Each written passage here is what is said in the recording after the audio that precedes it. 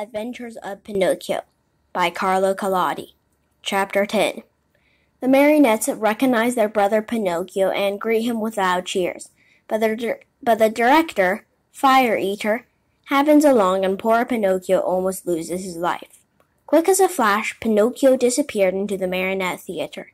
And then something happened which almost caused a riot. The curtain was up, and the performance had started. Harlequin and Pulcinella were reciting on the stage, and, as usual, they were threatening each other with sticks and blows. The theater was full of people enjoying the spectacle and laughing till they cried at the antics of the two marionettes. The play continued for a few minutes, and then suddenly, without any warning, Harlequin stopped talking. Turning toward the audience, he pointed to the rear of the orchestra, yelling wildly at the same time, "Look! Look! Am I asleep or awake? Or do I really see Pinocchio there?" "Yes, yes, it is Pinocchio!" screamed Pulcinella. "It is!" shrieked Signora Rosaura, peeking in from the side of the stage. "It is Pinocchio! It is Pinocchio!" yelled all the marionettes, pouring out to the wings. "It is Pinocchio! It is our brother Pinocchio! Hurrah for Pinocchio!" "Pinocchio, come up to me!" shouted Harlequin. "Come to the arms of your wooden brothers." At such a loving invitation, Pinocchio, with one leap from the back of the orchestra, found himself in the front rows. With another leap, he was on the orchestra leader's head. With a third, he landed on the stage. It is impossible to describe the shrieks of joy, the warm embraces, the knocks, and the friendly greetings with which that strange company of dramatic actors and actresses received Pinocchio. It was a heart-rending spectacle, but the audience, seeing that the play had stopped, became angry and began to yell, "The play! The play! We want the play!" The yelling was of no use, for the marionettes, instead of going on with their act, made as twice much racket as before, and, lifting Pinocchio on their shoulders, carried him around the stage in triumph. At that very moment, the director came out of the room. He had such a fearful appearance that one look at him would fill you with terror. His beard was as black as pitch, and so long that it reached from his chin down to his feet. His mouth was as wide as an oven, his teeth like yellow fangs, and his eyes two glowing red coals. In his huge hairy hands a long whip made of green snakes and black cats' tails twisted together swished through the air in a dangerous way. At the unexpected apparition, nobody dared even to breathe. One could almost hear a fly go by. Those poor marionettes, one and all, trembled like leaves in a storm. "Why have you brought such excitement in my theater?" the huge fellow asked Pinocchio with the voice of Org suffering with a cold. "Believe me, your honor, the fault was not mine." "Enough! Be quiet. I'll take care of you later." As soon as the play was over, the director went to the kitchen, where the fine big lamb was slowly turning on the spit. More wood was needed to finish cooking it. He called Harlequin and Pulcinella and said to them, "Bring that marionette to me. He looks as if he were made of well-seasoned wood. He'll make a fine fire for the spit." Harlequin and Pulcinella hesitated a bit. Then, frightened by a look from their master, they left the kitchen to obey him. A few minutes later they returned, carrying poor Pinocchio, who was wriggling and squirming like an eel and crying pitifully, "Father, save me! I don't want to die! I don't want to die!" The Adventures of Pinocchio, Chapter 11. Fire Eater sneezes and forgives Pinocchio, who saves his friend, Harlequin, from death.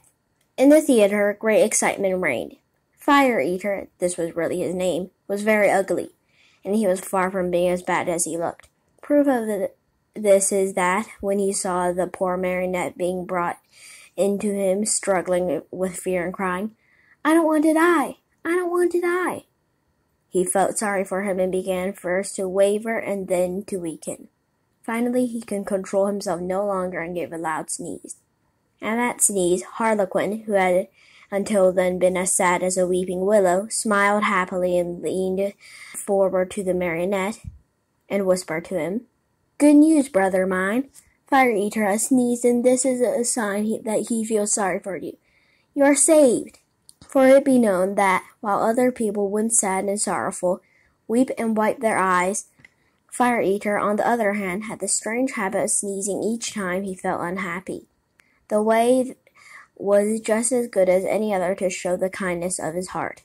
After sneezing, Fire Eater, ugly as ever, cried to Pinocchio, "Stop crying! Your wails give me a funny feeling down here in my stomach, and Eechee! Eechee!" Two loud sneezes finished his speech. "God bless you," said Pinocchio. "Thanks. Are your father and mother still living?" demanded Fire Eater. "My father, yes. My mother I've never known." "Your poor father would suffer terribly if I were to use you as firewood. Poor old man, I feel sorry for him. Eechee! Eechee! Eechee!" Three more sneezes sounded louder than ever. "God bless you," said Pinocchio. "Thanks. However, I ought to be sorry for myself too. Just now, my good dinner is spoiled, I have no more wood for the fire, and the lamb is only half cooked. Never mind. In your place, I'll burn some other marionette. Hey there, officers!" At the call, two wooden officers appeared, long and thin as a yard of rope, with queer hats on their heads and swords in their hands.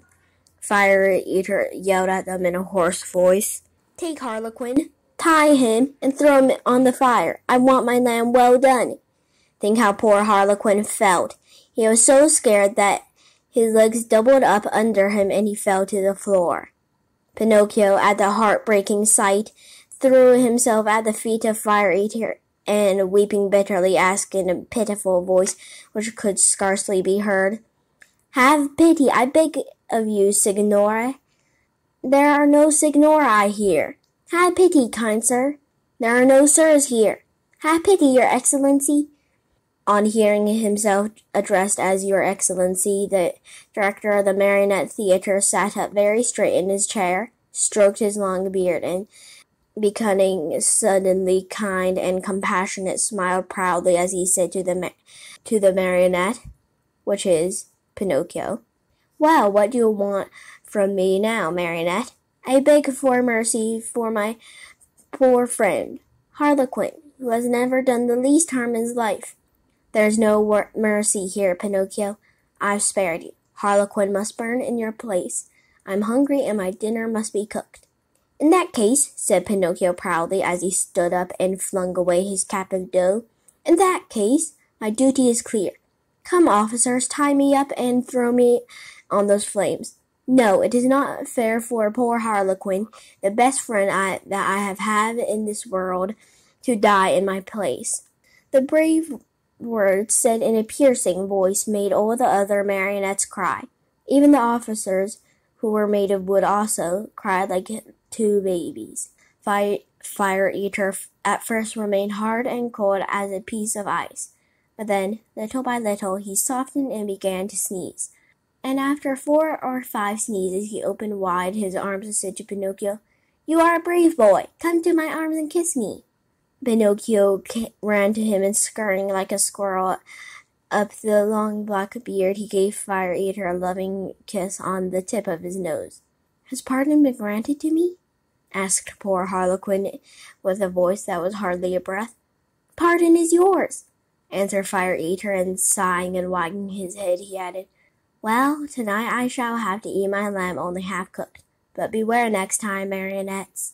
And the news that the pardon had been given, the marionettes ran to the stage and, turning on all the lights, they danced and sang till dawn.